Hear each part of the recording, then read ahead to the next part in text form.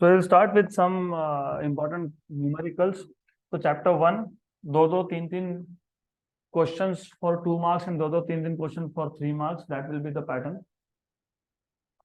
तो पहला question,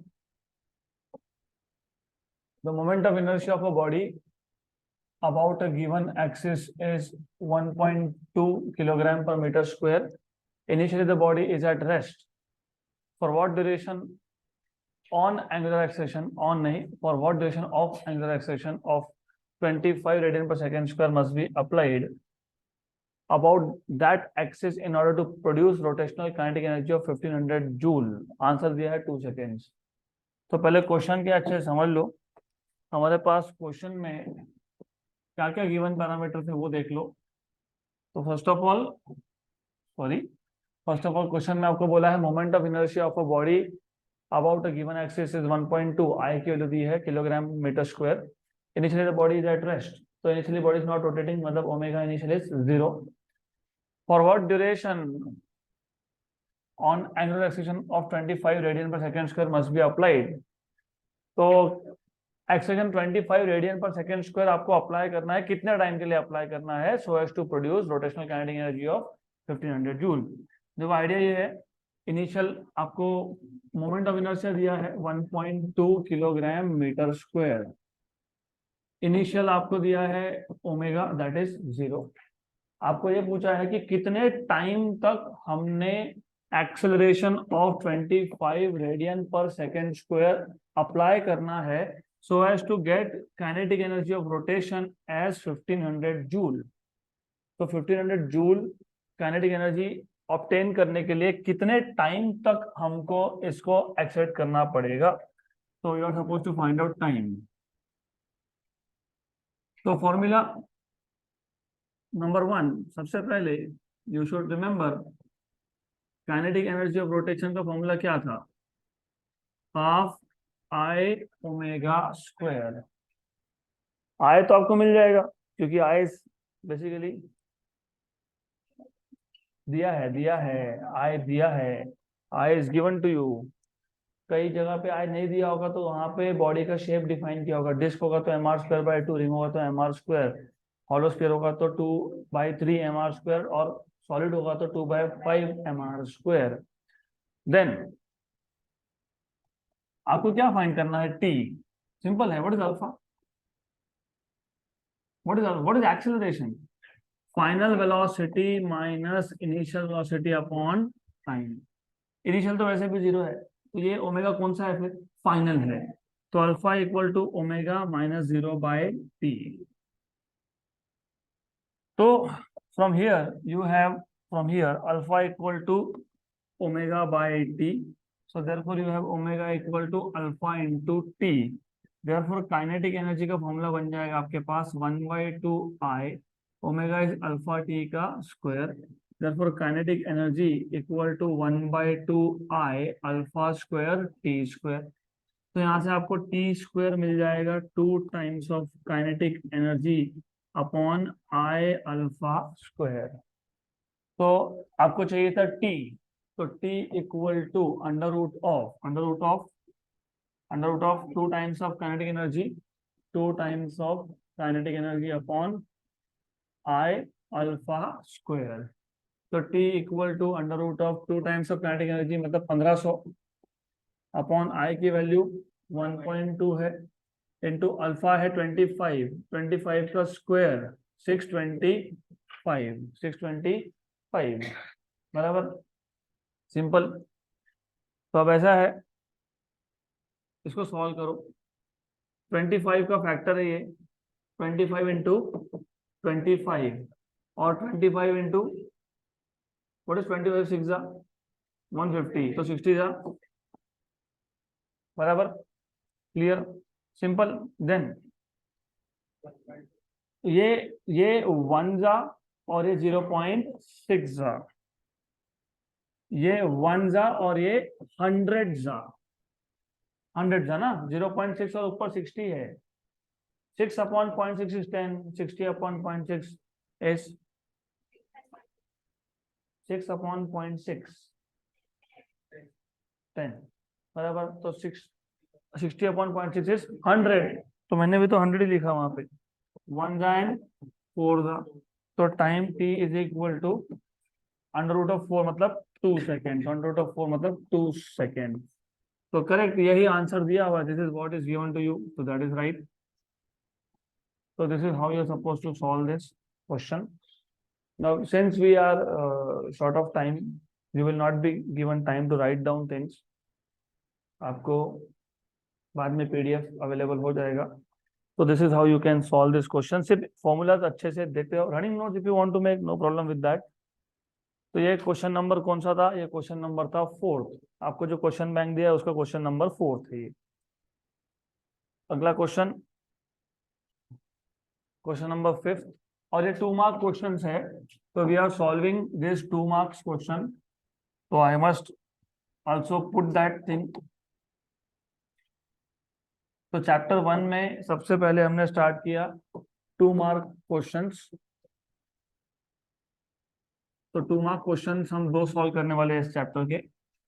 next question, a bucket containing water is tied to one end of a rope 5 meter long and it is rotated in vertical circle about the other end.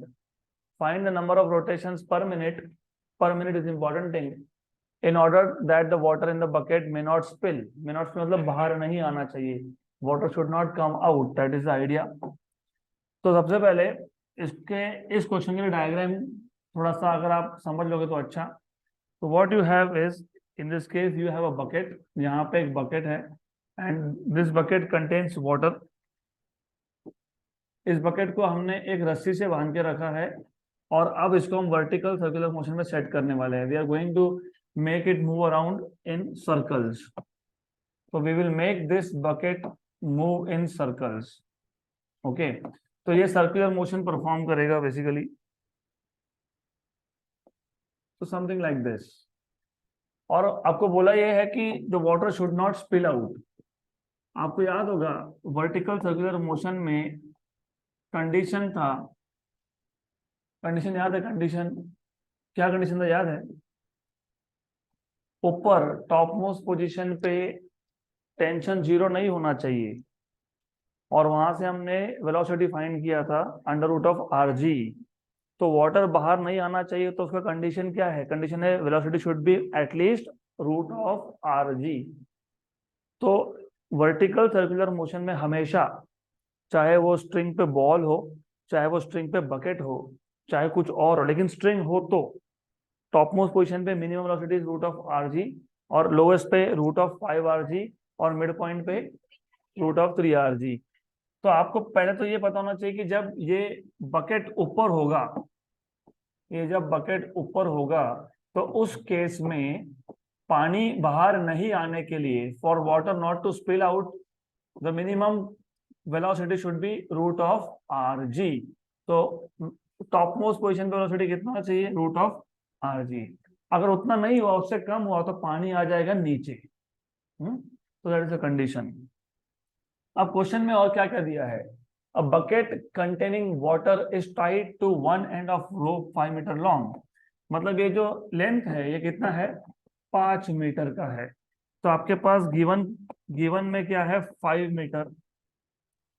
तो length is equal to radius equal to 5 metre, ये 5 metre दिया हुआ है। आगे क्या बोला है आपको क्वेश्चन में? आगे क्या बताया है? It is rotated in vertical circle about the other and. Other and मतलब centre. So you are rotating this about point O. Find the number of rotations per minute in order that the water should not spill out from the bucket.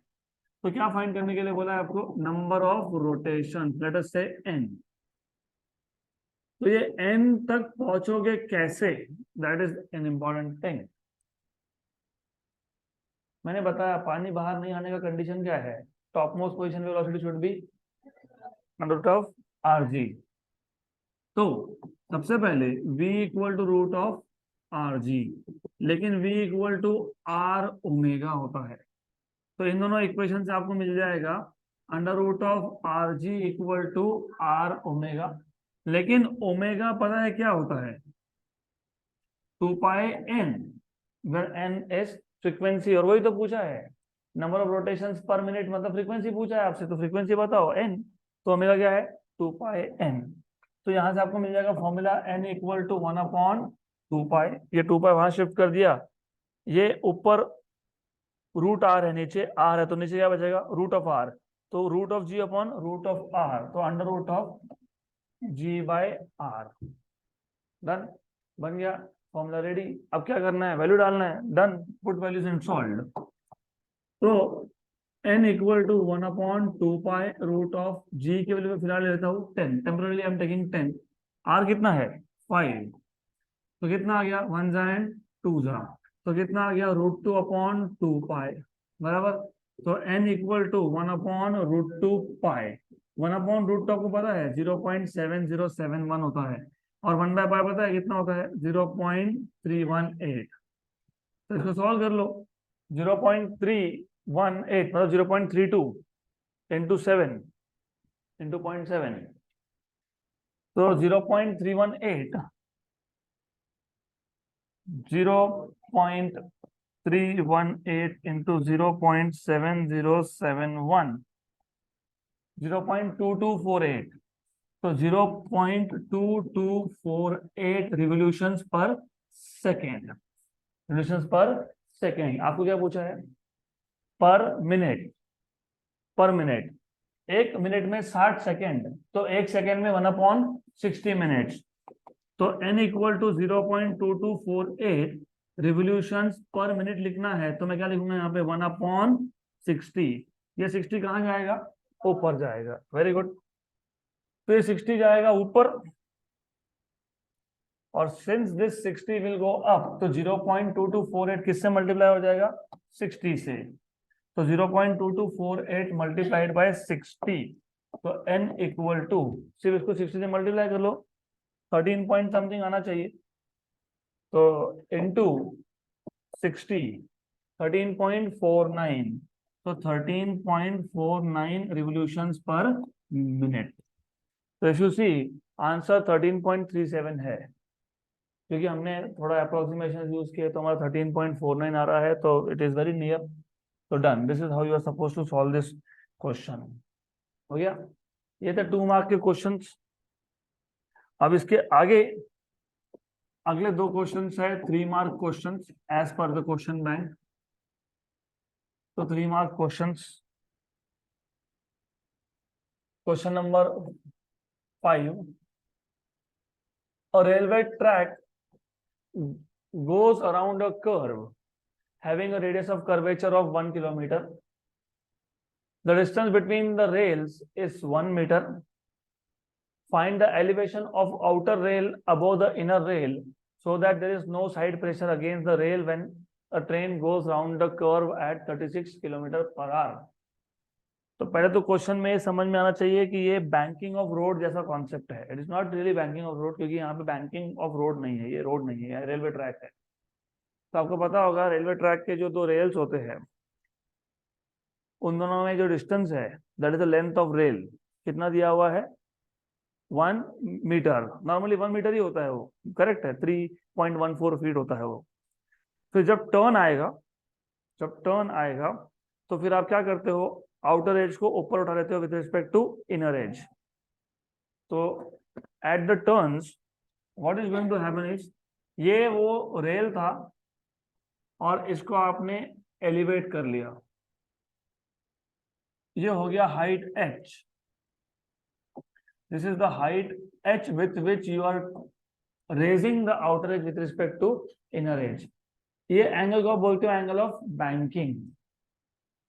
Then ये है length of the rail, 2 rails के बीच में जो distance है इसको मैं denote कर देता हूँ s से, s बोल सकते हो आप, l बोल सकते हो, आपकी मर्जी, राइट। ये भी l और ये भी l है, both are same. Then in the given parameter, आपको गिवन पैरामीटर में क्या दिया है, आपको बोला है रेडियस ऑफ कर्वेचर। तो ये जो रेलवे ट्रैक है ना, ये रेलवे, ये ऐसा बैंकिंग कहाँ किया आपने, टर्न पे, कहाँ किया आपने बैंकिंग, टर्न पे। तो टर्न जब आएगा, ये रेलवे ट्रैक का जब टर्न आएगा, तो टर्न पे आपने कर दिया बैंकिंग, तो इस टर्न का कहीं तो सेंटर ऑफ कर्वेचर रहा होगा समवेयर। तो सेंटर ऑफ कर्वेचर से यहां तक का डिस्टेंस, इसको क्या बोलते हो, रेडियस। और रेडियस कितना दिया है आपको, 1 किलोमीटर। तो radius of curvature of track is 1 kilometre, मतलब 10⁻³ मीटर। वेलोसिटी रेल का टर्न पे कितना बोला है, 36 किलोमीटर पर आवर। तो 36 किलोमीटर पर आवर मतलब 5/18 मीटर पर सेकेंड। तो ये आ जाएगा आपके पास 1 एंड 2 5 2 इज 10। तो आंसर मतलब this is 10 metre per second. तो स्पीड कितना है, 10 metre per second. What else is given to you, आपको और क्या दिया है, वो लेंथ तो दिया ही है, और क्या पूछा, क्या है, find the elevation. Find the elevation मतलब क्या पूछा है, एच। और ये एल दिया है, कितना है L, 1 metre, L is 1 metre. You are suppose to find out elevation, मतलब क्या फाइंड करना है आपको, एच की वैल्यू फाइंड करनी है। तो एच की वैल्यू फाइंड करने के लिए फॉर्मूलाज क्या क्या लगेंगे, तो पहले तो आपको याद होना चाहिए, यू मस्ट रिमेंबर, मैंने आपको बताया था कॉनिकल पेंडुलम और ऐसे केसेस में एक फॉर्मूला सेम बनता है, tan theta equal to V square by R जी। तो tan theta equal to V square by R जी। तो पहला फॉर्मूला यहाँ पे आपको मिल जाएगा, tan theta equal to V square by R G. दूसरा आ जाएगा sine theta, sine theta is opposite side upon hypotenuse, opposite side upon hypotenuse. आपको क्या चाहिए, एच। तो एच क्या आ जाएगा, एल साइन थीटा, एल की वैल्यू कितनी है, 1। तो आपको थीटा कहां से मिलेगा, tan थीटा के फॉर्मूला से मिल जाएगा थीटा। तो यहाँ पे आप सिर्फ पहले फाइंड करोगे theta, theta equal to tan inverse of v square by R जी।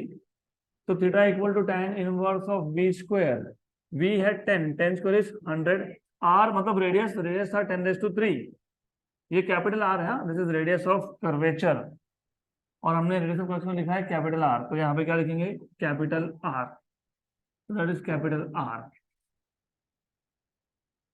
ये कितना है, 1000, 10⁻3। जी की वैल्यू भी ले लो फिलहाल, 10, 9.8 है एक्चुअली, बट ठीक है। तो theta equal to tan inverse of, ऊपर 10⁻2 है, नीचे 10⁻4, तो 1/10⁻2। तो theta equal to tan inverse of 0.01।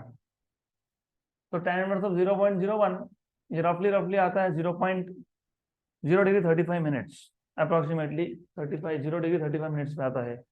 क्यों ऐसा, क्योंकि tan 0 इज 0। तो ये आंसर 0 के बहुत पास में है, दिस इज 0.01। तो ये आता है 35 मिनट्स पे। तो you will get half a degree, मतलब बेसिकली 35 मिनट्स मतलब आधा डिग्री अप्रोक्सीमेटली 0.5 डिग्री। एक डिग्री में कितने मिनट्स होते हैं, 60। तुम्हारे पास कितना आंसर आया, 35 मिनट्स मतलब लगभग आधा degree, to be precise 0.55 degree, this is 0.55 degree. तो ये मिल गया। तो आपको h मिल जाएगा which is l sine theta, l की वैल्यू 1, साइन ऑफ 35 मिनट्स मतलब साइन ऑफ 0.55 डिग्री। बराबर है ना। अरे 35/60 कितना होता है, देख लो, 35/60, 0.5833, ठीक है। दिस इज 0.5833 डिग्रीज, 0.5833, ज्यादा फर्क नहीं पड़ेगा इधर क्योंकि एंगल वैसे भी बहुत छोटा है। व्हाट इज साइन ऑफ 0.5833, नहीं, पहले तो डिग्री में है, यस। 0.5833 का क्या लेना है, साइन, क्या लेना है आपको, साइन, साइन, साइन कितना आ गया, 0.0101, 0.0101, 0.0101 किस में, मीटर में। सेंटीमीटर में कैसे कन्वर्ट करते हो, इंटू 100, 1 मीटर 100 सेंटीमीटर ना। तो कितना आना चाहिए, 0.0101 इंटू 100 है, तो 1.01, 1.01, 1.02 सेंटीमीटर। ये हमारा फिर 1.01 क्यों आया, क्योंकि हमने जी की वैल्यू 10 लिया था, लेना क्या चाहिए था 9.8, तो that was the reason behind little bit of deviation from the answer. So that is how you are supposed to solve this question. So this is the approach you should be using. Simple question था, 3 mark का question है और बहुत simple है. अगला question, और flywheel, पहली बात तो पता होना चाहिए flywheel is a disc. Disc, तो डिस्क का moment of inertia mr square by 2.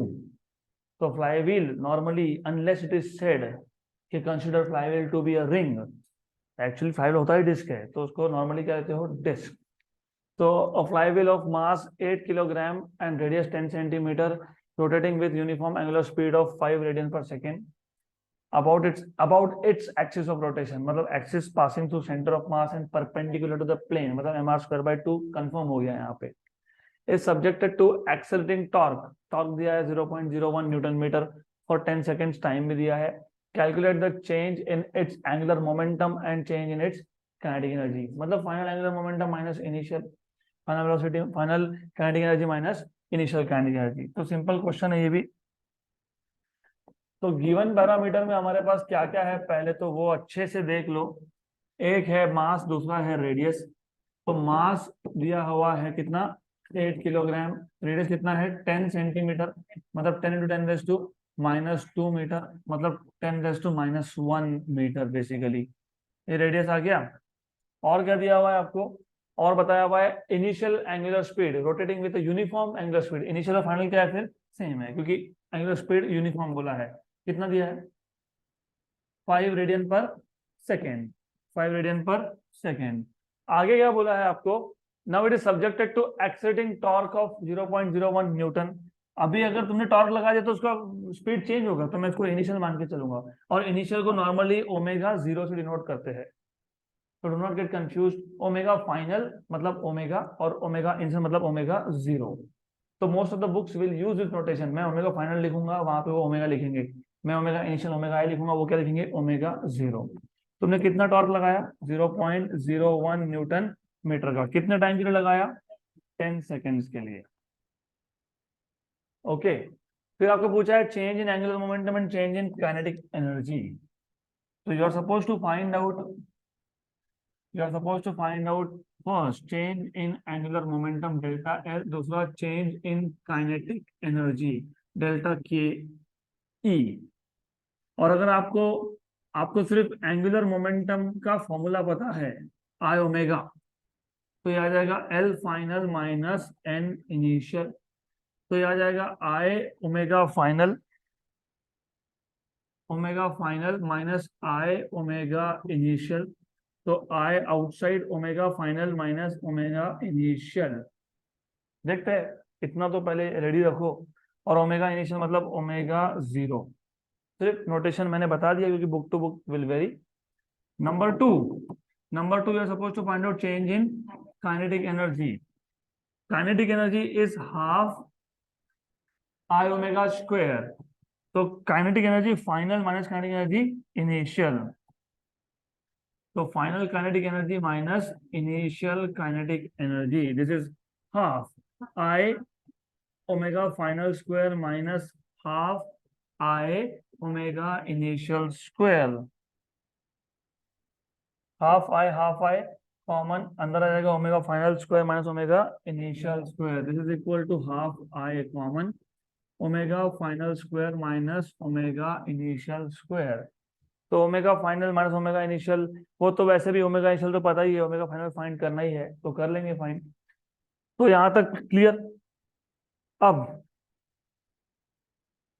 To solve this, सबसे पहले हमने अभी फॉर्मूला का लिस्ट पूरा नहीं बनाया, बनाना पड़ेगा अब, क्योंकि आय तुमको कहाँ पता है क्या है, आय तो चाहिए ना, आय चाहिए ना. तो आय लगने वाला है mr स्क्वायर बाय 2. ये आ गया आय का formula. Then what about omega final.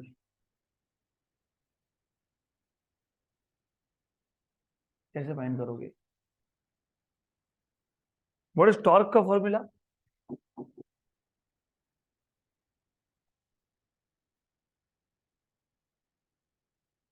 याद है कि torque equal to I alpha. What is alpha? Angular acceleration. Good, लेकिन व्हाट इज एंगुलर एक्सेलरेशन? हाँ, ठीक है, d omega by d t सही बोल रहे हो. Omega final minus omega initial by p. बराबर, सही है. यस, सही तो है. Why are you thinking so much? It is correct. तो इसको शिफ्ट कर दो. Torque into T by I equal to omega final minus omega initial. तो यहाँ पे आपको मिल जाएगा omega final. What is omega final? Omega initial plus torque into T by I. आ गया ओमेगा फाइनल. यस, बराबर है ना फॉर्मूला? That is right. इसको शिफ्ट कर दिया, इसको शिफ्ट कर दिया, that is all correct. Omega initial दिया है क्या? यस. टॉर्क पता है? यस. टाइम पता है? यस. आई फाइंड करने वाले हो? यस. ओमेगा फाइनल मिल जाएगा? यस. ओमेगा फाइनल मिल गया तो डेल्टा एल मिल जाएगा? यस. वो मिल गया, ओमेगा फाइनल मिल गया, तो और क्या मिल जाएगा? Delta kinetic energy. तो अब यहाँ से आगे चालू होता है सॉल्यूशन स्टार्ट. तो 3 मार्क का क्वेश्चन है तो थोड़ा तो लेवल एक्सपेक्ट करना ही पड़ेगा ना. You can not just take very simple question as expectation for 3 mark question. 3 mark का क्वेश्चन है, कुछ तो पूछेंगे. तो सबसे पहले आई फाइंड कर लो. mr square by 2. मास 8 था if I am not wrong. Radius 10⁻⁻1 था मीटर में. उसका स्क्वायर कर दूंगा 10⁻⁻2 अपॉन 2 1 एंड 4 था. तो आई मिल गया आपको 4 into 10⁻⁻2 kilogram metre square. 4 into 10⁻⁻2 kilogram metre square. mr square mass kilogram metre distance है तो मीटर स्क्वायर आ गया यहाँ पे. तो this is what you have. You I value. I value मिल गया तो अभी ओमेगा फाइनल फाइंड कर लो. ओमेगा फाइनल फाइंड कर लो. Omega final is omega initial plus torque into T by I. Omega final equal to omega initial कितना था? 5 था. टॉर्क कितना था? 10 0.01. ठीक है. टाइम कितना है? 10. और आई कितना है? -2. तो ये -2, ये भी -2 है ना. 0.01 मतलब क्या? -2. बराबर, सही है. अभी सिर्फ इसको मल्टीप्लाई कर लो. 4 5 20 प्लस 10 30/4 मतलब 6.25. सही है? नहीं, नहीं, तो क्या आएगा सही? 15/2 है वो, 7.5 है. इसे 7.5 radian per second. 30/4 is 7.5. Then ये हो गया ओमेगा फाइनल. हमारा टास्क था to find out delta L. That is I omega final minus omega initial. I आया 4 इंटू 10⁻⁻2. ओमेगा फाइनल आया 7.5. ओमेगा इनिशियल कितना था? 5. How much is difference? 2.5 into 4 is 10. तो 10 इंटू 10⁻⁻2 मतलब 10⁻⁻1 मतलब 0.1. What is the unit of angular momentum?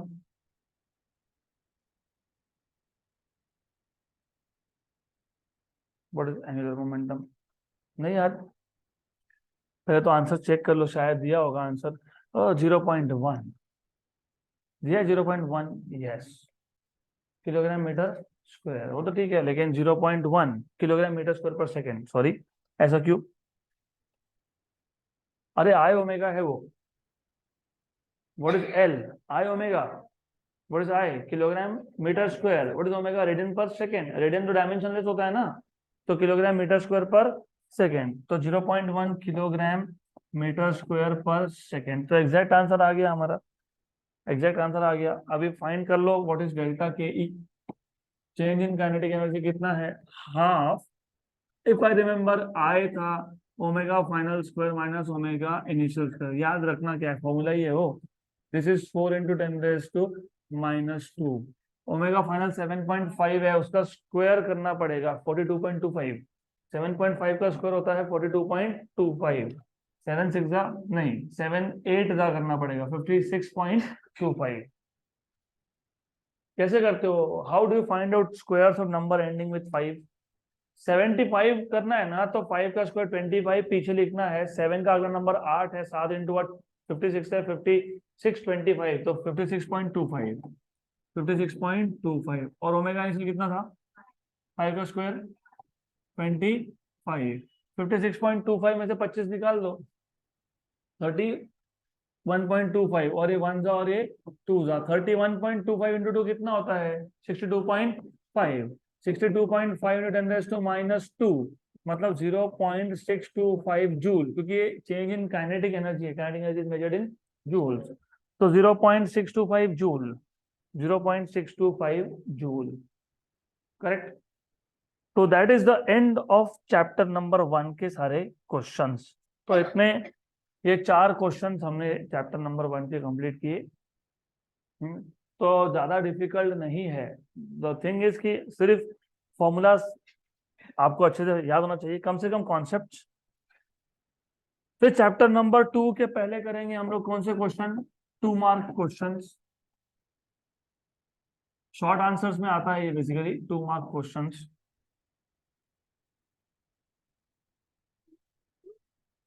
Fourth number question bank में chapter number 2 में 2 mark question में 4th नंबर का question, calculate the rise of water inside, calculate the rise of water inside, rise of water मतलब आपको पूछा है H inside a clean glass, important, clean glass अगर water भर दो तो एंगल ऑफ कांटेक्ट 0 होता है, क्लीन ग्लास बोला हो तो angle of contact between clean glass and water is 0 degree, हाँ 0 डिग्री एंगल बोल रहा हूँ, सेल्सियस में लगा देना, that is angle, degree Celsius temperature.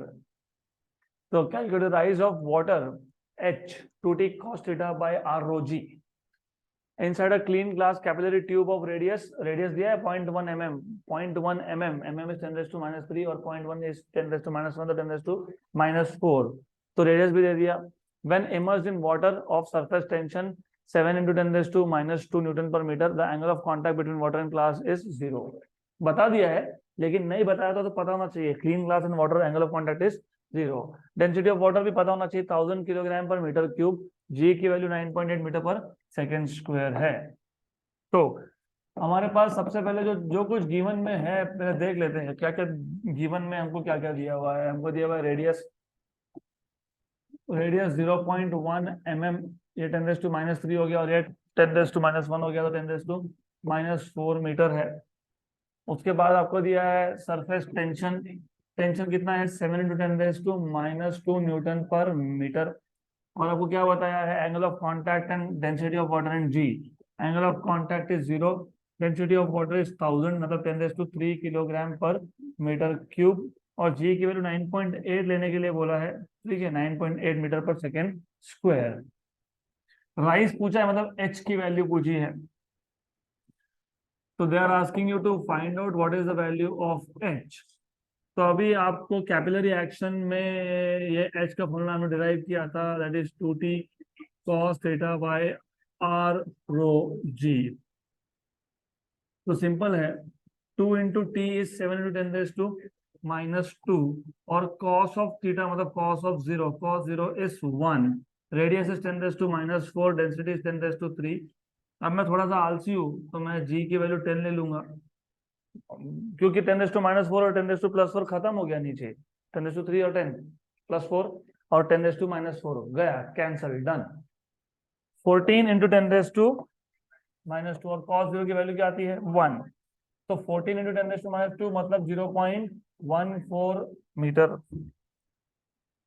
0.1428, क्योंकि वो 9.8 का मैंने क्या ले लिया 10, 0.14 आ गया। अगला question, question number 5, rain drop of radius 0.3 mm मतलब 3 into 10 raise to minus 4 metre, rain drop है उसका रेडियस दिया है आपको 0.3 mm, falls through air with a terminal velocity of 1 meter per second, the viscosity of air is मतलब coefficient of viscosity eta की value दी है 18 into 10 raised to minus 6 Newton second per meter square, find the viscous force on rain drop, viscous force 6 pi eta rv, Stokes law, Stokes law होता है ना, Stokes law होता है कि नहीं, कि न्यूटन ऑफ विस्कोसिटी होता है,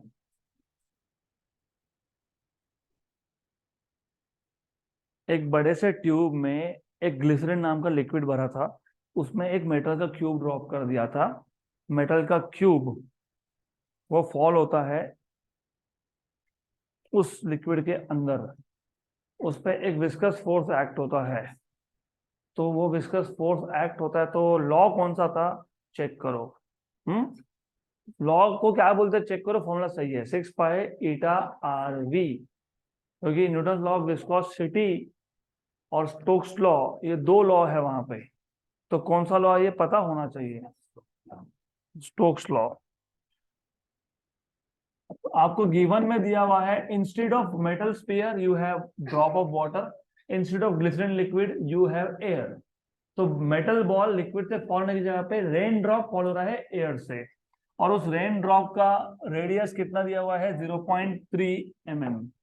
0.3 mm मतलब 3 × 10⁻⁴ मीटर ये दिया हुआ है, और टर्मिनल वेलोसिटी दिया हुआ है 1 मीटर पर सेकेंड। तो terminal velocity is 1 metre per second, और दैट्स इट। विस्कोसिटी कोएफिशिएंट है 18 × 10⁻⁶। तो एटा है 18 × 10⁻⁶। Newton second something something, newton second per metre square, newton second per metre square. और आपको फाइंड करना है what is the viscous force, मतलब क्या फाइंड करना है आपको, F 6 pi eta R v. तो फॉर्मूला है यहाँ पे, if you remember this is F equal to 6 pi eta R v. तो extremely simple, F equal to 6 pi into eta is 18 into 10 raised to -6 into r is 3 into 10 raised to -4 into v is 1। 6 into 3 is 18, 18 into 18, 18 का square बताओ 324, 324 into pi into 10 raised to -10, 324 into pi लगभग 1000, क्योंकि 300 into 3 ही हो गया 900। 24 into 3 72, तो 972 तो तुम तो पहुंच ही गए, लेकिन पाए में 3.14 था, तुमने वो 1.14 लिया नहीं, तो रफली it is 1000। How much 1000, 10 raise to 3 और 10 रेज टू -10, तो 10 रेज टू -7 न्यूटन। देख लेते हैं आंसर क्या है।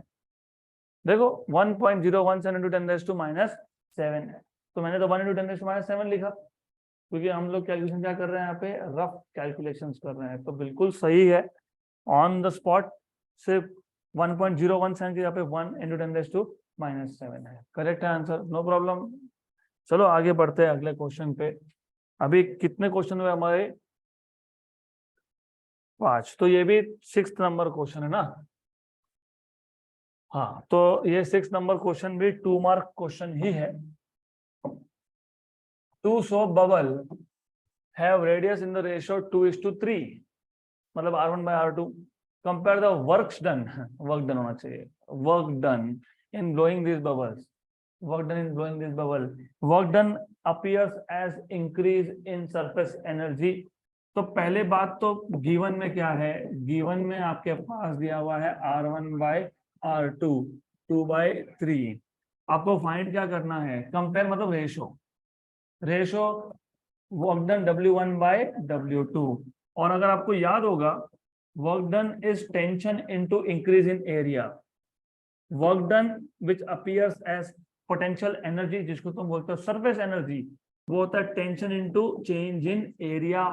ये मैं सिंगल के लिए लिख रहा हूँ, सिंगल बबल के लिए लिख रहा हूँ, किसके लिए लिख रहा हूँ मैं, सिंगल। और बबल है, ड्रॉप में एक फ्री सरफेस होता है सिर्फ बाहर का, बबल में 2 होते हैं, अंदर का और बाहर का, तो क्या आएगा 2, तो टेंशन 2 आ जाएगा। वैसे हमको लगेगा नहीं, क्योंकि तुम रेशियो लोगे तो 2 हो जाएगा कैंसल, लेकिन we have to be very precise here. Drop बोला होगा तो TDA, और बबल बोला होगा तो 2TDA, 2 क्योंकि बाहर का और अंदर का दोनों सरफेस थे फ्री। अब DA मतलब final area minus initial area, तो 2T final area minus initial area. लेकिन उन्होंने बोला है work done in blowing, blowing मतलब पहले था क्या बबल, नहीं, तो इनिशियल कितना था 0, तो directly 2TA final, simple. What is final area of bubble 4 pi r square. Pi r square तुम सर्कल बता रहे हो, ये स्फीयर है। ओके, तो this is equal to 8t pi r square. तुम जो बोल रहे हो उससे आंसर सही आएगा, लेकिन यहाँ सही आएगा, बाकी जगह पे गलत हो जाएगा वो, क्योंकि यहाँ पे देखो 8t और पाई कांस्टेंट है, तो यहाँ पे बेसिकली हमको रेशो चाहिए, तो हम बोलेंगे कि work done is proportional to r square. क्या था फॉर्मूला बन गया। तो work done in the first case upon work done in the second case is R1 by R2 का स्क्वायर 2/3 का स्क्वायर 4/9। तो आंसर में 4/9 होगा, 4:9 है आंसर में, राइट। Good, simple. अगला क्वेश्चन, ये अभी 3 मार्क क्वेश्चन है, तो this is 3 mark question now.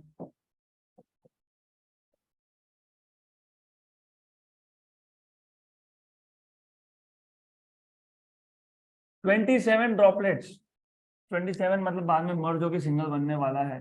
nr³ equal to capital R³, तो n⁻⁴ small r equal to capital R। ये आएगा ही आएगा। कैसे आता है? 27 ड्रॉप मिलके एक बड़ा ड्रॉप बनेगा, तो 27 ड्रॉप का जितना वॉल्यूम था उतना का उतना एक बड़े ड्रॉप का वॉल्यूम होगा। तो यहाँ पे वॉल्यूम कंजर्वेशन यूज होता है, initial volume equal to final volume.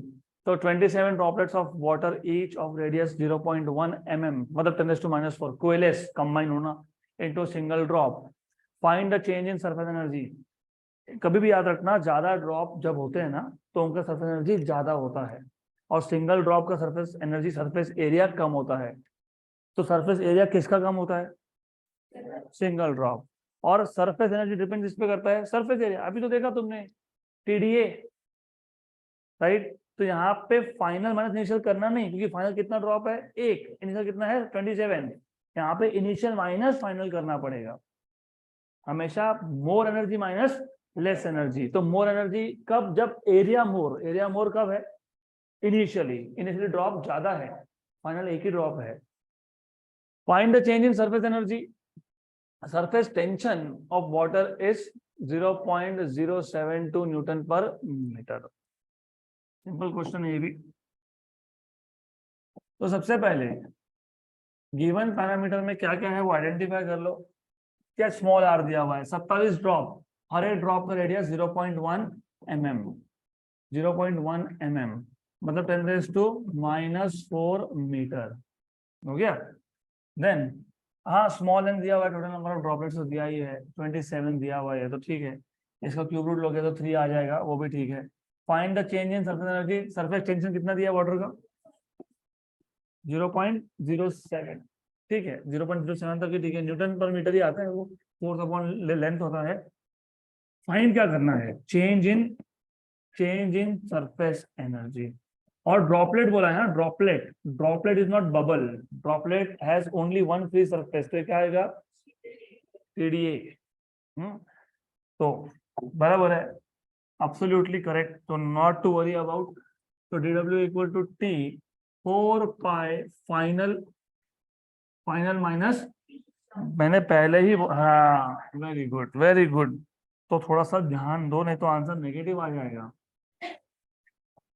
Initial minus final, सही है? नहीं है। इनिशियली 27 ड्रॉप थे, n से मल्टीप्लाई करना पड़ेगा। इनिशियल एरिया तुम अगर n नहीं लिखते हो तो तुम एक ही ड्रॉप का ले रहे हो, इनिशियल 27 ड्रॉप्स थे, तो n से मल्टीप्लाई करना बिल्कुल भूलना नहीं। You can not afford to do this. अगर किया तो गए काम से, गलत। ओके, अब इस क्वेश्चन को सॉल्व करने के 3 मेथड हो सकते हैं, depends on how you approach the question. I tell you trick here. देखो ऐसा है कि volume of small drops n times of volume of each small drop is equal to volume of big drop. n times of 4/3 pi r³ equal to 4/3 pi capital R³। 4/3 cancel, तो आपको मिल गया nr³ equal to capital R³ n⁻⁴ r equal to capital R। Okay, then n is 27 का cube root होता है 3, तो capital R कितना आ जाएगा? 3r। कितना आ जाएगा? 3r। अब ये तुम ऊपर सब्स्टिट्यूट कर दो, 4 पाई तो वैसे भी कॉमन निकालोगे ही, वो जो DW का इक्वेशन है इसमें ना 4 पाई तो पहले कॉमन निकाल ही लिया तुमने, तो 4 pi T NR square minus R square. अब R कैलकुलेट करके डाल देना, बेटर रहेगा। What is small r 10⁻⁻⁴ metre, ठीक रहेगा। तो DW is equal to 4 pi T, T की वैल्यू है 0.072, 0.072, ठीक है, 2 तो 2 क्या 72, 144 टू 2288, ठीक है, डजंट मैटर। एन कितना था 27, 27 एन है ना वहां पे, एन आर स्क्वायर, आर कितना है 10⁻⁻⁴ का square 10⁻⁻8 minus capital R square 3 into 10 उसका भी स्क्वायर -8, 27 में से 9 गए 18, 18। DW इक्वल टू, देखो ये क्या है, नंबर्स थोड़ा सा अच्छे से पता होना चाहिए आपको, you should know numbers properly. 18 4 था 72, तो 72 पाई और 72 इंटू 10⁻⁻3 बराबर, ऐसा है 27 में से 9 गए तो 18, 18 इंटू 4 72, और ये 72 इंटू 10⁻3 और ये 10⁻8, ये -8 बचेगा ना। व्हाट इज 72 का स्क्वायर 5184, 5184 इंटू 3.14 इंटू 10⁻11। ज्यादा मेहनत मत करो इधर, 5000 इंटू 3, 5200 इंटू 3, व्हाट इज 52 3 15156 बराबर, सही है, बराबर करेक्ट है।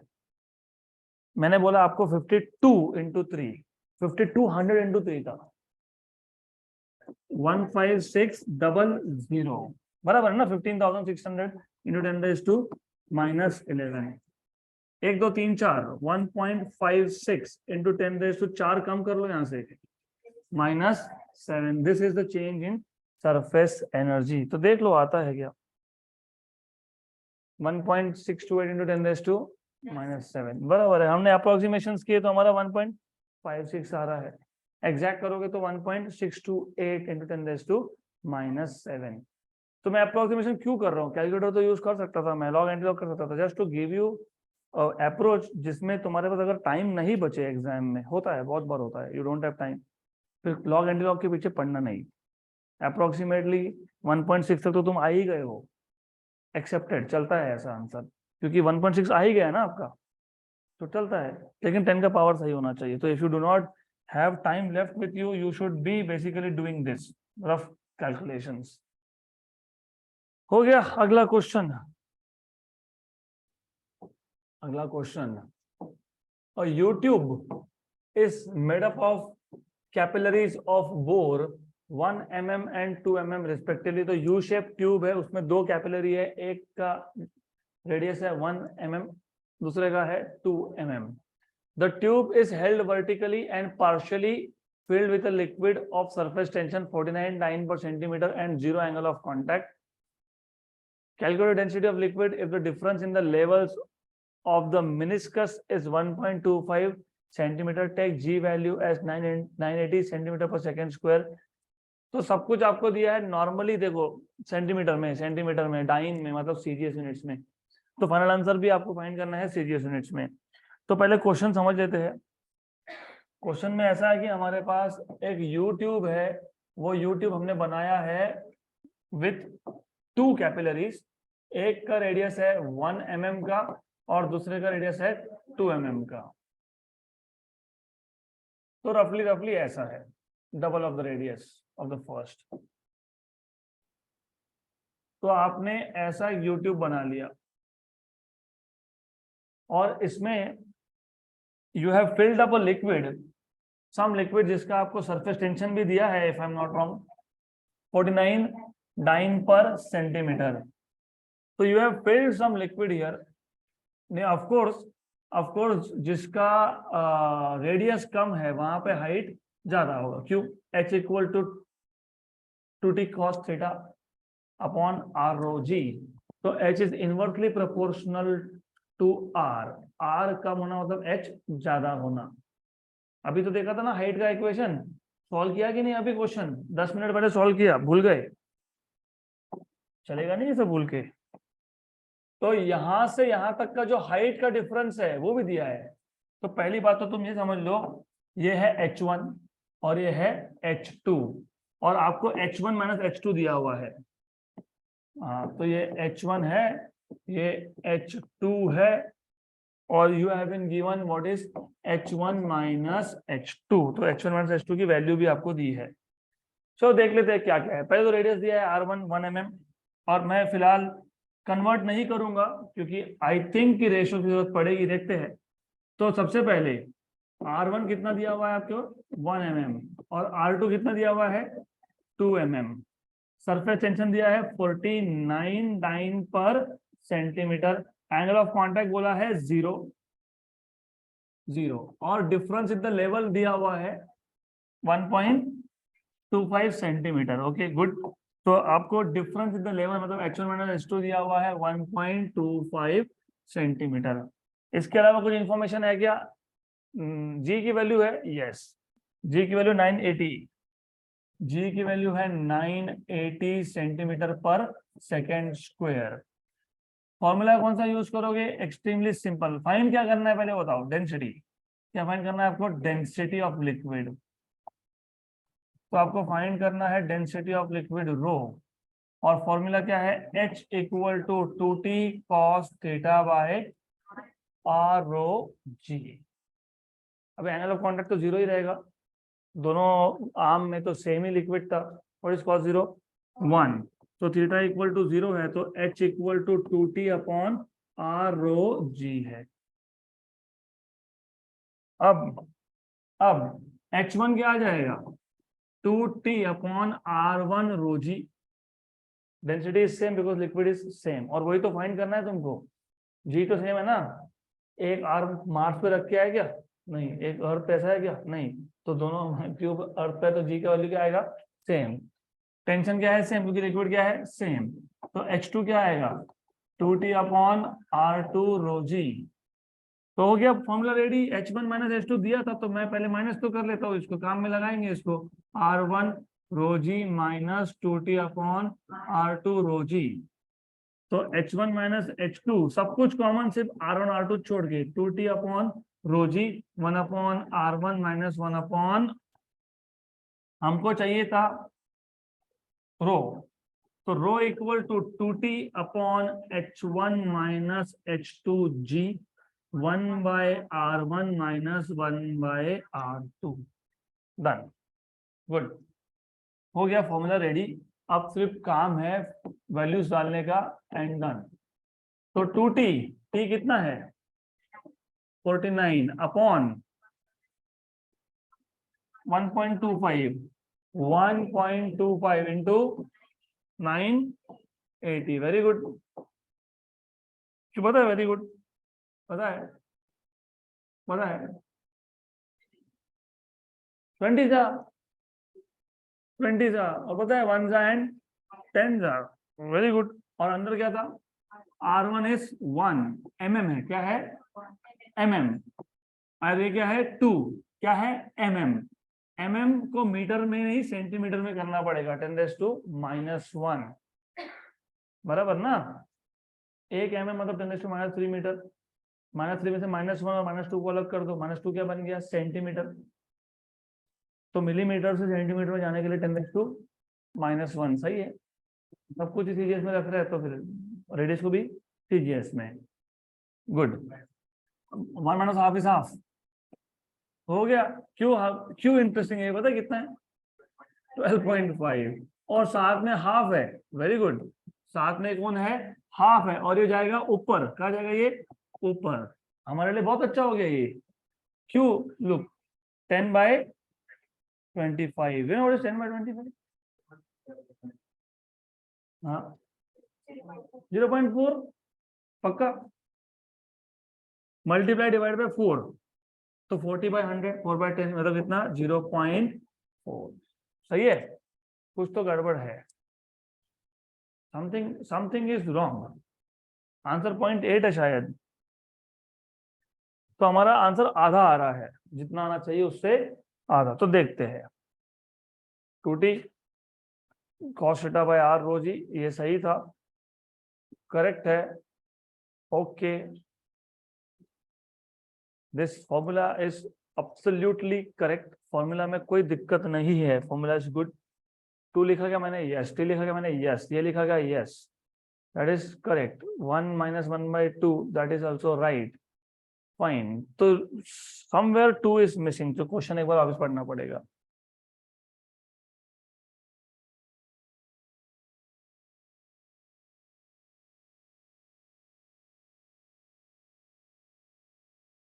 difference in the levels of meniscus, difference in the levels of meniscus is 1.25 centimeter. Difference in the levels of meniscus is 1.25 centimeter. H1 minus H2 levels of meniscus अगर बोला है तो difference is 1.25, double लेना पड़ेगा ना, double लेना पड़ेगा। क्यों? इधर का टेंशन और इधर का टेंशन 2 टाइम्स, दो सरफेस ओपन हो गए कि नहीं, तो टेंशन हमने कितना लिया 1, तो क्या लेंगे 2। तो यहां तक तो सब सही करोगे, यहां तक करेक्ट है, एवरीथिंग इज राइट। सिर्फ आखिरी में तुम बोलोगे कि क्योंकि 2 एंड्स ओपन थे तो 2 फ्री सरफेस है, तो 2 फ्री सरफेस है तो इनटू क्या करेंगे 2, तो इस पूरे को मल्टीप्लाई करेंगे 2 से। सिर्फ टेंशन को 2 से मल्टीप्लाई करना था आइडियली, क्योंकि देयर आर 2 फ्री सरफेसेस। तो यहाँ पे मल्टीप्लाई बाय 2, ये एक्स्ट्रा 2 कहां से आ रहा है, बिकॉज ऑफ 2 फ्री सरफेसेस। तो टेंशन की वैल्यू हमने 2 लिखा है, बाकी कुछ नहीं, बाकी सब करेक्ट है, 2 फ्री सरफेसेस है। तो फिर हो गया, फिर ये आपके पास आ जाएगा 20/25। 20/25 तो 4/5 होता ही है, 4/5 तो 0.8 होता ही है, क्योंकि 4/5 इज 8/10, तो 0.8 ग्राम पर सेंटीमीटर क्यूब। तो ये याद रखना, क्योंकि हमने कैपिलरी लिया था, सिंगल ट्यूब था वो, उसमें एक ही सरफेस ओपन था। यहाँ पे 2 कैपिलरी है, 2 फ्री सरफेसेस है, तो टेंशन भी डबल। तो सिर्फ उसकी वजह से करेक्शन है छोटा सा, then it is fine. Last question of this chapter, और रेक्टेंगुलर वायर फ्रेम, रेक्टेंगुलर बोला है और स्क्वायर दिया है, very good. 2 centimetre by 2 centimetre, मतलब what is initial area 4 centimetre square, मतलब 4 × 10⁻⁴ मीटर स्क्वायर। तो ऐसा होना चाहिए फटाफट एकदम। Is dipped in soap solution, और बाहर निकालोगे तो उसमें एक फिल्म बनेगा, तो 2 फ्री सरफेस होंगे, तो टेंशन क्या लोगे, डबल लोगे। A soap film is formed, its size, if the size of the film is changed to 3/3, मतलब 9 सेंटीमीटर स्क्वायर, मतलब 9 × 10⁻⁴, what is change 5 centimetre square का चेंज है, मतलब 5 × 10⁻⁴ का चेंज है। हो गया, क्वेश्चन खत्म। 2t da 5 × 2 10 10 10⁻⁴ -3 हो गया, -3, और टेंशन कितना दिया है 3, तो आ गया, डन। चलो मैं बता देता हूँ, मैंने जो फटाफट आपको बोला उसको स्लो करके बोलता हूँ, पर ये फटाफट वाला आपको आना चाहिए। अब देखो ऐसा है, थोड़ा सा स्लो डाउन कर लेते हैं। इनिशियली एक रेक्टेंगुलर फ्रेम था, स्क्वायर फ्रेम था, साइड है 2/2 सेंटीमीटर, तो इनिशियल एरिया आ गया 2 सेंटीमीटर बाय 2 सेंटीमीटर, मतलब 4 सेंटीमीटर स्क्वायर, तो 4 × 10⁻⁴ मीटर स्क्वायर। इसको सोप सॉल्यूशन में डिप करके बाहर निकालने के बाद समझ में आया कि 3 × 3 आ गया, मतलब एरिया बढ़ गया, तो 9 सेंटीमीटर स्क्वायर, मतलब 9 × 10⁻⁴ मीटर स्क्वायर। इधर के इधर ये फाइंड करो, क्योंकि तुमको ये लगने वाला है। मैंने यही फटाफट बोला था, 9 में से 4 गए, -4 मीटर स्क्वायर। और क्योंकि सोप फिल्म है, फिल्म में 2 लेयर होते हैं, तो टेंशन लेना पड़ता है डबल। तुमको फाइंड क्या करना है, वर्क डन ही पूछा है ना। देखो पूछा है क्या, द सरफेस टेंशन दिया है, वर्क डन पूछा है, what is the work done in this process, तो तुमको फॉर्मूला पता होना चाहिए वर्क डन का। What is formula for work done, TDA, TDA, लेकिन 2TDA क्यों? दो सरफेसेस फ्री है तो 2TDA। तो that is what I told you very rapidly that 2 into 5, क्योंकि मेरे दिमाग में चल रहा था कि 5 into 2 10 हो जाएंगे, बराबर ना? तो 10 और 10 पावर -4 मतलब -3, और टी कितना था? 10 to 10 हाँ, तो डन। देखो ये हो गया 10 10 पावर -4 -3 और -2, तो 3 into 10 to -5 joule. 3 into 10 to -5 joule. तो done, this is how you are suppose to solve this question. अब हम आ जाते हैं चैप्टर नंबर 3 पे, काइनेटिक थ्योरी ऑफ गैसेस। उसमें भी पहले 2 मार्क के क्वेश्चन करेंगे। 2 मार्क क्वेश्चंस अभी फटाफट हो जाएगा, ज्यादा क्वेश्चन नहीं है इसमें। You don't have many questions here, 2 or 3।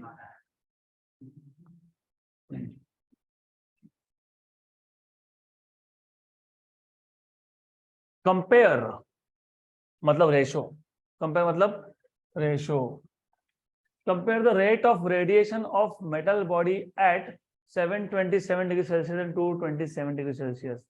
यहाँ पे मेजर सोर्स ऑफ कंफ्यूजन होता है स्टीफन्स लॉ ऑफ रेडिएशन में और न्यूटन लॉ ऑफ कूलिंग में। पहली बात तो न्यूटन लॉ ऑफ कूलिंग में एक बॉडी दिया होता है, ऑर्डिनरी बॉडी होता है वो, और सराउंडिंग का टेम्परेचर मेंशन किया होता है। तो rate of fall of temperature या फिर rate of loss of heat dQ/dt या फिर dt/dt। Rate of loss of temperature, rate of fall of temperature मतलब 1 सेकेंड में कितना टेम्परेचर फॉल होगा। Rate of loss of heat मतलब 1 सेकेंड में कितना हीट लॉस होगा, कितना एनर्जी जाएगा। एग्जाम्पल, ठंडी में गर्म पानी करते हो, जितना ज्यादा गर्म पानी होगा उतना जल्दी ठंडा होता है, क्योंकि बॉडी के टेम्परेचर और सराउंडिंग के टेम्परेचर में अगर टेम्परेचर डिफरेंस ज्यादा है तो उतना ही फास्ट कूलिंग होता है, वो होता है न्यूटन लॉ ऑफ कूलिंग। तो dQ/dt और dt/dt is directly proportional to temperature difference between the body and the surrounding, T - T0, या तो आपके बुक में थीटा - थीटा 0 लिखते हैं। वो एक चीज है, वो यहाँ एप्लीकेबल नहीं है, वो यहाँ पे एप्लीकेबल नहीं है। दूसरा है Stefan's law, emissive power is directly proportional to 4th power of absolute temperature. वो होता है ब्लैक बॉडीज के लिए। Normally high temperature black body का होता है। न्यूटन लॉ ऑफ कूलिंग तुम 100 डिग्री से कम टेम्परेचर के लिए अप्लाई करते हो, तो ये दो लॉ बहुत सिमिलर दिखते हैं, लेकिन टेम्परेचर देखो, टेम्परेचर 727 227, ये नॉर्मल टेम्परेचर नहीं है, ये हाई टेम्परेचर है। तो हाई टेम्परेचर और दूसरा सराउंडिंग का टेम्परेचर बताया है क्या? नहीं। तो कौन सा लॉ लगेगा? Stephen's law. स्टीफन्स लॉ के हिसाब से emissive power is directly proportional to 4th power of temperature. तो सबसे पहले आपको गिवन में क्या दिया हुआ है? टेम्परेचर 1 T1 727 डिग्री सेल्सियस नहीं चलने वाला, क्योंकि वहां पे एब्सोल्यूट टेम्परेचर की बात होती है, मतलब कितना? 1000 केल्विन। तो T2 कितना है? 500, 227 प्लस 273 मतलब 500, 500 kelvin. Then you must know, पहले आपको पूछा क्या है? Rate of loss of heat, radiation.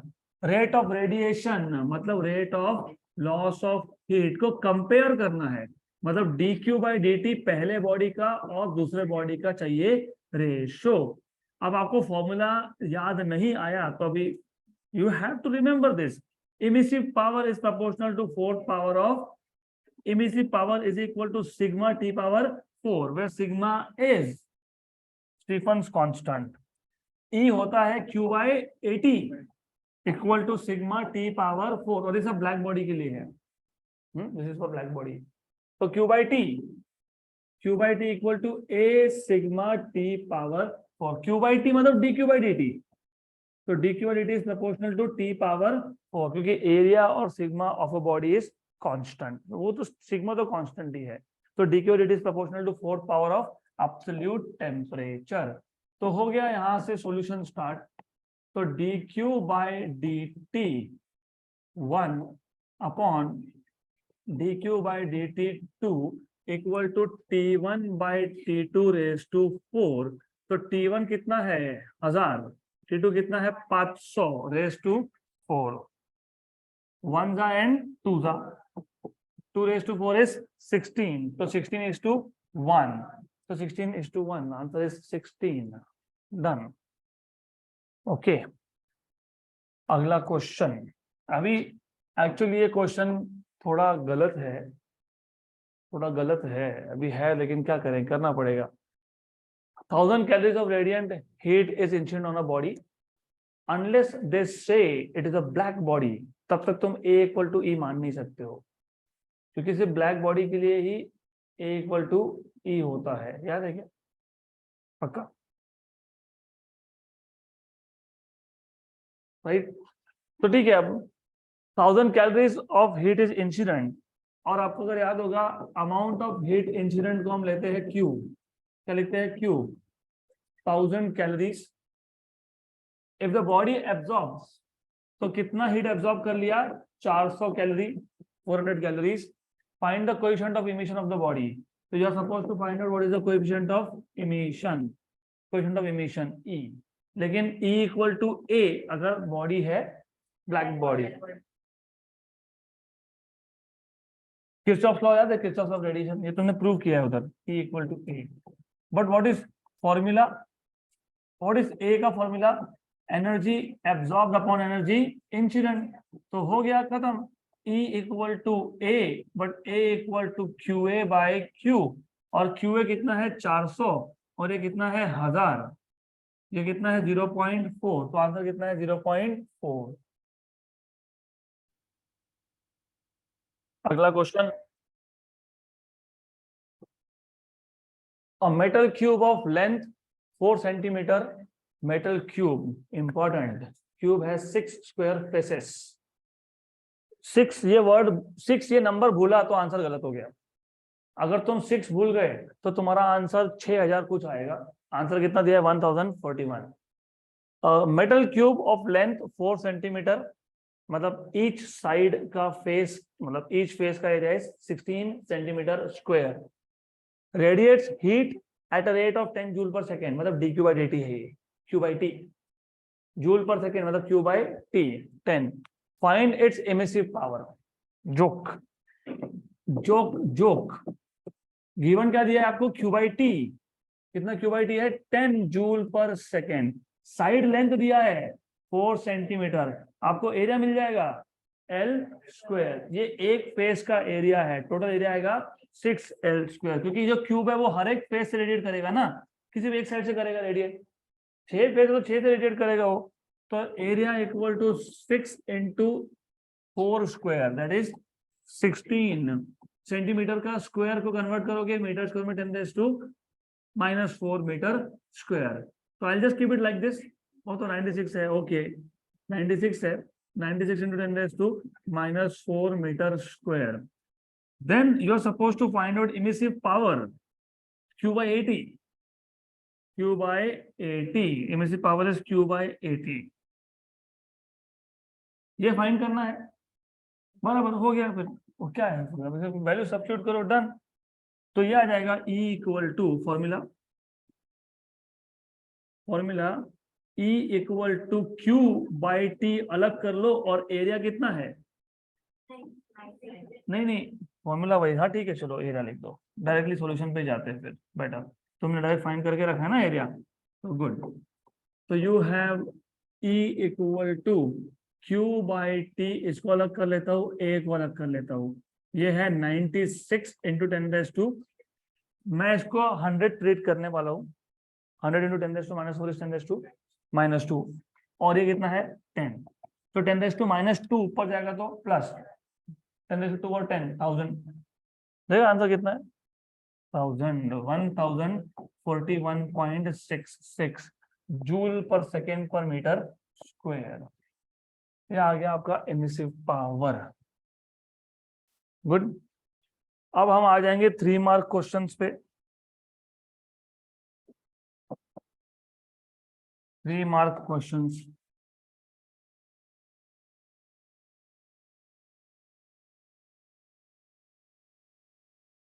Compare the rates of emission, बस compare the rates of emission of heat by a black body at 627 and 127, मतलब वही dq by dt, सिर्फ थोड़ा सा चेंज है. if the black bodies are surrounded by an enclosure at 27, पिछले example में surrounding का टेम्परेचर मेंशन नहीं किया था. जब सराउंडिंग का टेम्परेचर मेंशन नहीं हो तो हॉट बॉडी मतलब ब्लैक बॉडी सिर्फ एनर्जी लूज करता है, लेकिन सराउंडिंग का टेम्परेचर हो तो वो गेन भी करता है. तो net loss is lost minus gain. इसका मतलब जैसे तुमने वहां लिखा E is proportional to T raise to 4th power, यहाँ लिखोगे E is proportional to T raise to 4th power minus T0 raise to 4th power, where T0 is the temperature of the surrounding. तो बस फिर वही है, what would be the ratio of their rates of loss of heat. तो rates of loss of heat, तो पहले तो given में क्या दिया हुआ है देख लो. What is given, what is T1? 627 degree Celsius plus 273 कितना हो गया 900 kelvin. what is T2? 127 plus 273 कितना हो गया 400 केल्विन. सराउंडिंग है 27 मतलब 300, क्योंकि रूम टेम्परेचर होता है ना ये. हाँ तो ये पता होना चाहिए. आ गया 300 केल्विन. ये सराउंडिंग है T0. अभी आपको पूछा है what is dq by dt, ratio पूछा है रेशो. तो you are suppose to find out what is ratio of rate of loss of heat. तो dq by dt 1 upon dq by dt 2, और आपको फॉर्मूला तो पता ही है, तो मैं अभी वो सब डिराइव करने के चक्कर में आऊंगा नहीं. सिर्फ इतना फर्क है, सिर्फ इतना डिफरेंस है कि पहले हमने लिखा था T रेज टू 4, अब लिखेंगे minus T0 raise to 4. That is the only difference that you will find here. Then ले लो रेशो, फिर सिंपल टेक द रेशोस. तो dq by dt1 upon dq by dt2 equal to T1 raise to 4 minus T0 raise to 4 upon T2 raise to 4 minus T0 raise to 4. T1 कितना है 900 है. मैं ना 900 को मैं 9 into 100 लिखना ज्यादा प्रेफर करूंगा, क्योंकि कैलकुलेशन सिंपल हो जाएंगे. ये हो जाएगा 4 into 100, ये हो जाएगा 3 into 100. तो T1 कितना है 9 into 100 है, तो 9 का स्क्वायर कितना होता है 81 into 100 का square 10 raised to 4 minus T0 कितना है बताओ. मैंने गलत लिखा है मुझे पता है, फिर भी मैं बोल रहा हूँ. चलो ठीक, तो एक काम करो, look I will just increase one step here. 900 right, और पावर 4 है तो 9 पावर 4 इंटू साथ में कौन है 10 रेज़ टू 2, उसका power 4 10 raise to 8 10 raise to 8, ये कितना है 300. तो 3 पावर 4 और 10 रेज़ टू 8 दोनों में कॉमन, तो कॉमन निकाल लिया. चलेगा ऐसा पक्का पक्का. नीचे क्या चेंज होगा, not much, there is not much change here. हाँ सिर्फ पहले टर्म में क्या लिखोगे 4 रेज़ टू 4, बाकी सब सेम. तो सिर्फ इधर लिखोगे 4 रेज़ टू 4 और 10 raise to 8 10 raise to 8 cancel and cancel. Now calculation को सिंपल करना ये आपको सीखना पड़ेगा. देखो 9 रेज़ टू 4 कैलकुलेट करना है वेरी लेंथी. 81 into 81 नहीं करना. क्यों नहीं करना. व्हाट इज 9 3 का square raise to 4 minus 3 raise to 4 upon 4 raise to 4 minus 3 raise to 4. सही है. 2 बाहर लिखो 4 अंदर लिखो, क्या फर्क पड़ता है, नथिंग. तो 3 रेज़ टू 4 का स्क्वायर माइनस 3 रेज़ टू 4 ये करना पड़ेगा. 64 4 का 256 है तो है वो. अरे वो 16 स्क्वायर है वो. 4 रेज़ टू 4 मतलब 4 raise to 2 into 4 raise to 2, 16 square is 256. What is 3 raise to 4 81. This is 81. यहां से तो तुम 3 रेज़ टू 4 कॉमन ही निकाल लो. तो तुमने 3 रेज़ टू 4 कॉमन निकाल लिया, तो अंदर क्या बचा 3 रेज़ टू 4 माइनस 1 अपॉन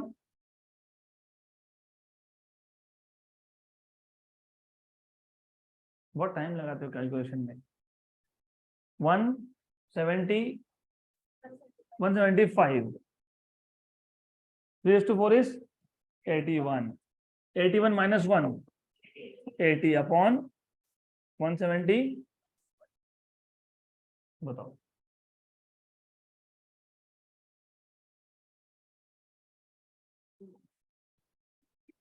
बताओ 6.64 बोले ऊपर 6400 है, नीचे 175 है। 6400 और नीचे 175 को टेम्पररी 200 मान लो, तो 6400 अपॉन 200 32 के आसपास। मैं नहीं बोलूँ 32 क्योंकि मैं बहुत ज्यादा वेरिएशन ले लिया, तो ठीक है कोई दिक्कत नहीं। 81 इंटू 80 डिवाइडेड बाय कितना 175 37 पॉइंट समथिंग, तो this is equal to 37 point something, जो भी आएगा समथिंग। देख लो आंसर में लिखा होगा 30, ये गलत दिया हुआ है, दिस इज रॉन्ग, ये नहीं आ सकता। 37 पॉइंट समथिंग 02 तो ये आना चाहिए ratio, rate of loss of heat. Good. अगला question, determine the molecular kinetic energy per mole per gram per molecule, okay, of nitrogen gas at 227 degree Celsius. R की value दी है। NO, NO, what is NO? That is Avogadro number, लेकिन Avogadro number आपको per kilo mole में दिया है। एक मोल में कितना होता है 6.03 × 10⁻23, तो एक किलो में कितना होगा, 1000 से बढ़ जाएगा नंबर, तो 10⁻26, तो 10⁻26 दिया है ना वहां पे, तो जानबूझ के ऐसा लिखा होता है, जस्ट टू कंफ्यूज यू। उनका इंटेंशन एक ही है, तुमको कंफ्यूज करना। Molecular weight of nitrogen is 28। Good. अब थोड़ा सा क्वेश्चन में सही तरीके से नहीं लिखा है, तो ठीक है, डजंट मैटर। मैं गिवन भी लिखूंगा नहीं, सिर्फ क्या क्या फाइंड करना है वो लिख लेंगे। क्या फाइंड करना है, kinetic energy per mole per gram per molecule. तो काइनेटिक एनर्जी पर मोल मतलब Ke/n, पर ग्राम मतलब काइनेटिक एनर्जी अपॉन मास, बराबर। और क्या पूछा है, पर मॉलिक्यूल, तो kinetic energy of each molecule पर मॉलिक्यूल। तो फॉर्मूलाज 5 फॉर्मूला मैंने आपको लिख के दिए थे। Total kinetic energy per unit volume, kinetic energy per mole पर किलोग्राम और पर मॉलिक्यूल। बताओ। 3/2 RT तो है, बाकी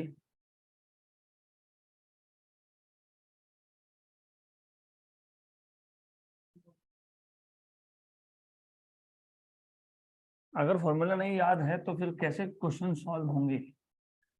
I just wonder how will you be solving questions? Kinetic energy पर मोल 3/2 RT होता है। Kinetic energy per unit mass 3/2 RT bye molecular weight होता है। और काइनेटिक एनर्जी पर मॉलिक्यूल, ये तो जोक है, क्योंकि काइनेटिक एनर्जी पर मोल तुम निकाल ही रहे हो, उसको सिर्फ एवोगाड्रो नंबर से डिवाइड कर दो, क्योंकि एक मोल में एवोगाड्रो नंबर ऑफ मॉलिक्यूल्स होते हैं। और 3/2 what is kinetic energy per mole 3/2 RT, तो 3/2 RT बाय Na। फॉर्मूलाज तो याद रखने पड़ेंगे, देयर इज नो अल्टरनेटिव। और याद क्या रखना है, अंडरस्टैंडिंग है इसमें, याद रखने से क्या है, it is just like you remember your own name. 3/2 RT, R की वैल्यू कितनी दी हुई है आपको, 8 पॉइंट समथिंग, वही होता है 25 बाई समथिंग होता है। 8 पॉइंट समथिंग ही होता है, 8.310। 8.310 टेम्परेचर कितना दिया है, 227 डिग्री सेल्सियस, मतलब कितना केल्विन, 500। 500 ना, तो 8.31 इंटू 500 अप्रोक्सीमेटली चेक कर लेते हैं, रफली ये 1.5 है, 1.5, 500 इंटू 1.5, 750, 750, 750 इंटू रफली 8, और 75 8 जा 600, बराबर है, बराबर सही है ना। क्यों, मैंने आपको 750 को 8 से मल्टीप्लाई करने के लिए बोला था, फिर बोला मैंने 75 इंटू 8 बता दो 600, आगे एक और जीरो लगेगा ना। हाँ, तो 6000 के आसपास आंसर आना चाहिए, है क्या 6000 के आसपास आंसर, यस। 6.232 इंटू 10⁻3, तो 6.232 इंटू 10⁻3 जूल पर मोल, जूल पर मोल हो गया। उसके बाद क्या फाइंड करना है आपको, काइनेटिक एनर्जी पर ग्राम, पर ग्राम। तो क्या उसमें क्या डिफिकल्ट है, आपके पहले फॉर्मूला देखो, 3/2 RT तो तुमको पता ही है, डिवाइड बाय क्या करोगे, एम नॉट, मॉलिक्यूलर वेट कितना है 28, तो ये आ जाएगा आपके पास 3/2 RT बाय एम नॉट, मतलब ये आपके पास है 6.232 इंटू 10⁻3/28। अब देखो ऐसा है, मैं आपको रफ रफ बता रहा हूँ, ये पॉइंट को मैं इधर लिख देता हूँ, सही है, तो यहाँ का पावर 1 से कम होगा, होगा क्या, यस। 62/28, 2 पॉइंट समथिंग, तो 2 पॉइंट समथिंग इंटू 10⁻2, तो 2 पॉइंट समथिंग इंटू 10⁻2 है या बराबर 0.225 इंटू 10⁻3, मतलब 2.25 इंटू 10⁻2, तो 2.25 इंटू 10⁻2 जूल पर किलोग्राम, ये पर किलोग्राम है, ये पर किलोग्राम में आता है, ग्राम में कन्वर्ट करने के लिए किलो को लिखोगे 10⁻3, क्या लिखोगे 10⁻3, तो 2.25 इंटू 10⁻2 जूल पर ग्राम करना होगा, तो किलो 10⁻3 ऊपर जाके -3 और 2 -1, तो 0.225 joule per gram. Good, correct, done. Per molecule, kinetic energy per molecule, अभी तो बताया मैंने 3/2 RT by Na, Avogadro number 3/2 RT कितना है 6.232 इंटू 10⁻3, और Na 6.023 इंटू 10⁻23, बराबर ना, ऊपर जाएगा तो माइनस, ये रफली 1 हो गया, तो 10⁻20 के आसपास आंसर आना चाहिए, आ गया, बराबर है। इन्होंने किलो मोल लिखा है, they have written in terms of kilo mole. आपको पूछा क्या है, पर मॉलिक्यूल ना, अरे पहले क्या पूछा था, पर मोल, एक मोल में कितने मॉलिक्यूल्स होते हैं, एवोगैड्रो नंबर। इन्होंने आंसर जो निकाले हैं वो थोड़े गड़बड़ करके दिए हुए हैं, तो ये ना गड़बड़ का टेंशन लो मत, लिखा है काइनेटिक एनर्जी पर किलो मोल, पूछा मॉलिक्यूलर लिख रहे हैं पर किलो मोल, तो आंसर में क्या है, गड़बड़ है, तो उसका टेंशन लेने का नहीं, वो सही नहीं है तो नहीं लेने का टेंशन उसका। 1.04 समथिंग समथिंग इंटू 10⁻⁻20 जूल पर मॉलिक्यूल, सही है ये, this is correct, absolutely correct, not to worry about, है उसमें भी क्वेश्चन बैंक में करेक्शंस है तो है, क्या करेंगे, है डन, क्लियर यहां तक। अभी और बाकी है, चलो और एक क्वेश्चन है, ले लेते हैं। The velocity of 3 molecules are 2 km/s, 4 km/s, 6 km/s. Find mean square velocity, root mean square velocity. अरे बहुत डिफिकल्ट क्वेश्चन आ गया। तो हमको गिवन में क्या क्या दिया है, v1 कितना 2, v2 4 और v3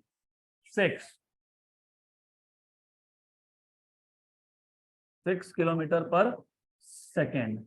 आपको फाइंड क्या करना है, क्या फाइंड करना है, हाँ VRMS, रूट मीन स्क्वायर, और क्या फाइंड करना है, mean square and root mean square, ऐसा सिंपल है, mean square and root mean square. तो mean square and root mean square, तो mean square ms is mean square, RMS is root mean square. Mean square तो simple है ना, v1 square plus v2 square plus v3 square by 3। तो formula is simple.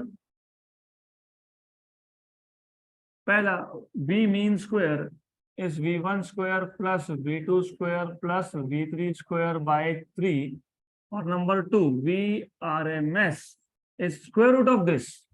Mean square का क्या लोगे, root लोगे, done. ये पूरा लिखूंगा नहीं मैं, पूरा लिखना पड़ेगा इधर, वो लिखेंगे नहीं हम लोग, सिंपल। तो सॉल्यूशन भी सिंपल।